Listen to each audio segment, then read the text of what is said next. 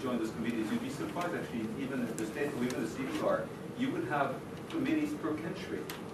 You would have, like, for instance, a Colombian kind of American committee, you would have an Italian, I mean, they have it per country, they have it per area, they have international committees where they have lawyers talking about international issues.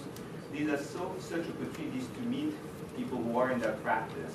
They also organize events, they organized networking events and free events of training. I mean, I went recently to one that was on technology law, which was about telling mostly students, but it doesn't have to be just students, about careers in technology law.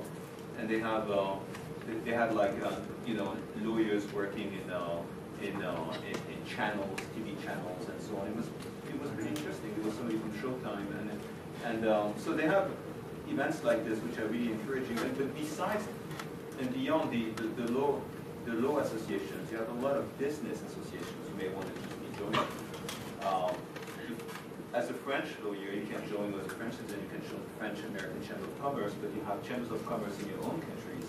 And that is a great opportunity to meet people who are not lawyers, but have work in companies that are precisely doing business between the two countries.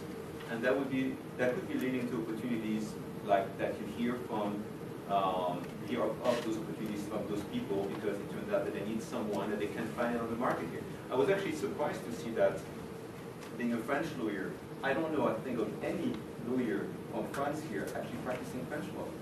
Most of the lawyers that I know who've been here, and I don't know if it's the same for your own countries, but most of the lawyers practice here. They've had the LLM, many of them have taken the bar. All they do today is they just work as U.S. lawyers doing U.S. law.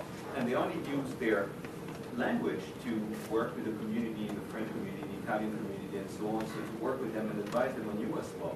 You'd be surprised to see that there's actually a lot of people who just don't do the things that you can bring. And once you are too much into, say, doing one thing like U.S. law, it's very difficult to go back to this. So I would really encourage you to keep that cultural connection with your country in any way you can. I'm going to add something to that.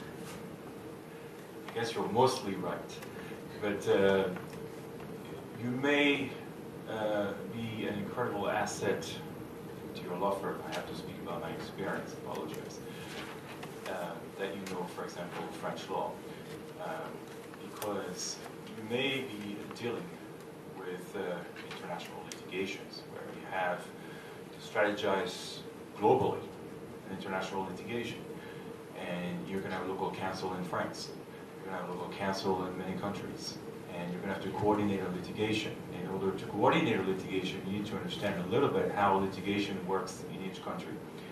And perhaps you'll represent French clients from France, living in France. We'll represent them in their litigation in the US.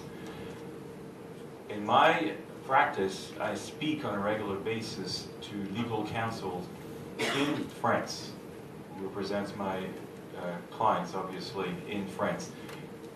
They understand French law very well. They understand French legal terminology very well.